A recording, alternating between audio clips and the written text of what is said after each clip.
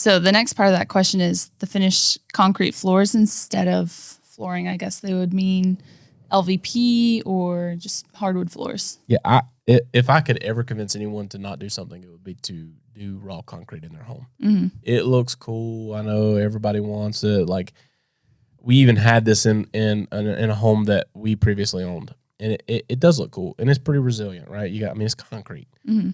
The problem with it is expectations that people have with it, right? To do a concrete floor, you're going to have cracks in it. Mm-hmm. Not if, just where. It just adds character. Yeah. And you don't know where. You don't know where it's going to crack. There's going to be cracks. There's going to be spider cracks in it. That, and some of them may be just little hairline cracks, but they may run for a little ways. It's just part of the nature of concrete. Concrete cracks, especially as that home settles over time and stuff. You're going to have those imperfections in it. The other side of it is the pain of protecting that floor during construction sometimes becomes a nightmare. Yeah. And so we do everything we can to protect it. Like we're putting down the right things. I mean, we've tried every way in the book. We've had people tell us like, hey, just leave it and then grind it at the end and seal it. That doesn't work. Mm-hmm. You still end up with something, right? Or you protect everything. You put down all the plywood and you put down all the ram board and everything to keep that floor completely protected from getting. And the biggest thing you're trying to protect it from is stains. Mm-hmm. You don't want somebody spilling something on it. You don't want, getting tire marks on it from scaffolding and things being in there. Like, because again, they want to leave it exposed. Mm-hmm. Everyone we've ever put it in their home, within a couple years, covers it up with something because it's cold to their feet. And then you're going to have people that jump on here and be like, well, that's why you should put, in-floor heating. Oh my God. And so geothermal should be involved in this. And like, if you live in an area of the country where geothermal makes sense, knock yourself out. Mm-hmm. Where we build, there is no return on investment with geothermal. It does not make sense to do it. If you want to do it, we'll be happy to do it for you. Mm-hmm. But it's just because you want it, not because you need it, and not because it's going to add any value to your experience. But concrete's cold, concrete's hard to clean. It's very meticulous in how you have to care for it, and now it's been sealed with something, and so it gets old quick. Mm-hmm. And then most people have something, right? They do a change order. It's inevitable. We're building out the kitchen. They're like, the more we look at it, we really want to put our sink in the island now. And we're like, that's awesome.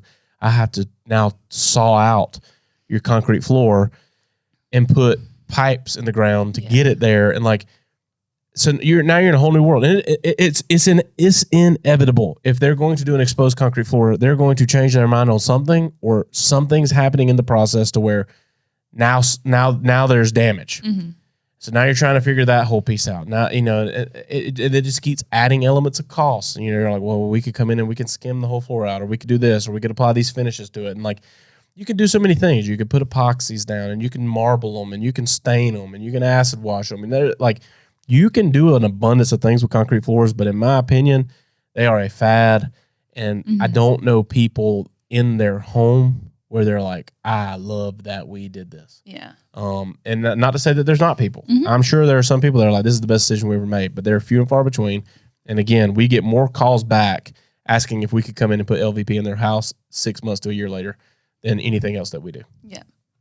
So what about pros and cons of HVAC versus mini splits? So HVACs and mini splits, both great systems. Mm-hmm. It just depends on what your use is, right? So I'd say one of the downsides to doing a mini split would be if it's like, if you're building a home and it's just this, it's a home inside of a Barndo build, mini split's not a great option.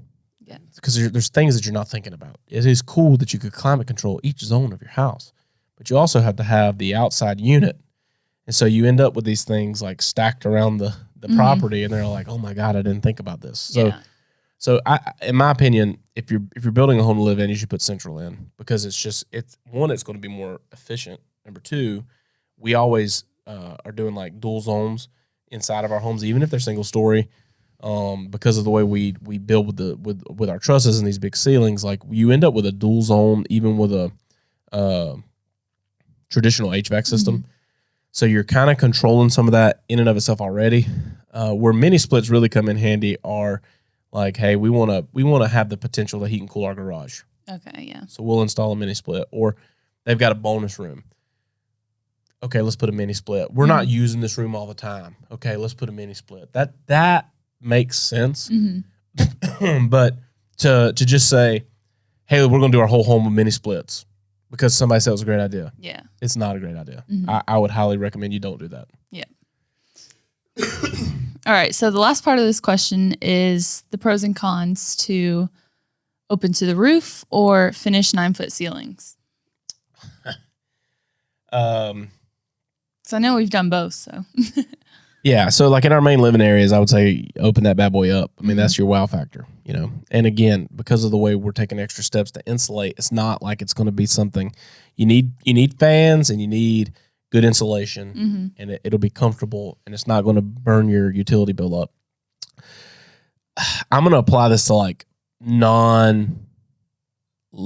central living area, gathering areas, but like bedrooms. So we've had several people, we build their home and they're like, hey, in our master, we just want to go ahead and open that thing up.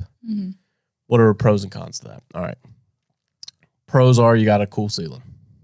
Con is in a more like intimate setting where it's, you know, it's not gathering of people, but it's just you and someone else. Like they tend to be hollow filling rooms, right? So like you're having conversations and you got a big room there. You got a lot of like sound is kind of not contained. And so you lose a little bit of that, or like your TV's over on that wall and you're trying to lay in your bed and you got this big room. Like it sometimes can affect that.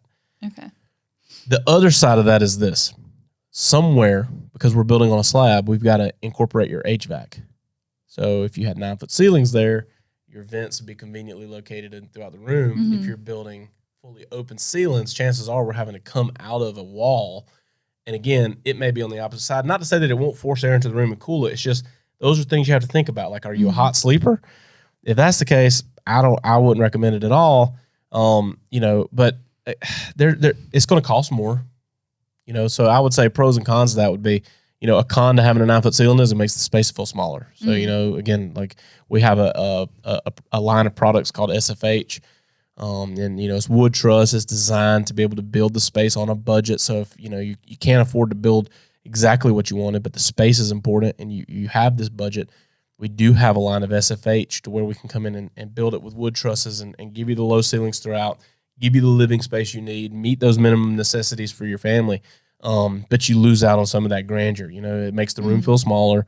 It's definitely going to heat and cool better. But that would be the biggest thing. Like outside of the main living areas, because that's calculated into our costs. But in those additional rooms to raise those ceilings, it's going to be an additional cost. Thanks, guys, for tuning in to the Barndo Show podcast. If you're watching on YouTube or wherever you're listening to this content, hit subscribe so you don't miss an episode.